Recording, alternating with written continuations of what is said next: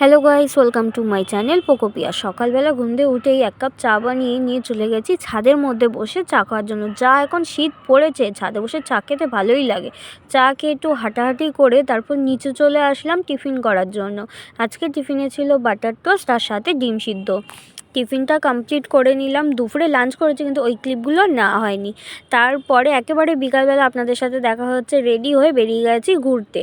একটা গঙ্গায় গেছিলাম, গঙ্গার কাছাকাছি আরেকটা মন্দির ছিল, আরও দুটো তিনটে মন্দির ঘুরেছি। এই মন্দিরটা এত সুন্দর, মহাদেবের মন্দিরের উপরে দুটো টিয়া পাখি বসে রয়েছে, দেখতে সামনে দিয়ে এত সুন্দর লাগছিল।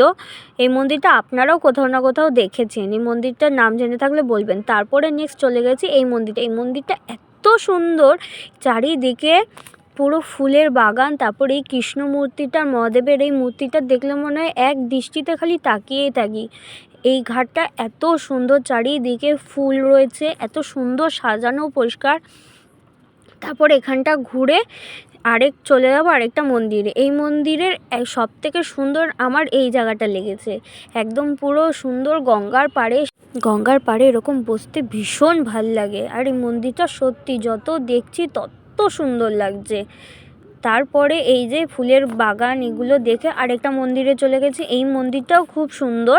তারপর এখানে গৌমাতা ছিল, এখানে দেখে তারপরে আবার বেরিয়ে পড়েছি। সেদিন এত ঠান্ডা পড়েছে রাত্রেবেলা। তারপর বাড়িতে এসে এই যে আগুন ধরিয়ে একটুখানি ওখানে দাঁড়িয়ে, তারপর বাড়িতে এসে এই যে রাত্রেবেলা ডিনারে আজকে ডিমের পোচ আর ম্যাগি খাবো। ডিমের পোচটা মা বাবার জন্যই বানানো, আমিও একটু টেস্ট করেছি। আর আমি আমার জন্য এই যে ম্যাগি বানিয়ে নিয়েছি। এরপর ম্যাগি এই যে নিয়ে বসে পড়েছি, ম্যাগি খেয়ে নিয়েছি। আবার আপনাদের সাথে নেক্সট ব্লগে দেখা হবে। টাটা।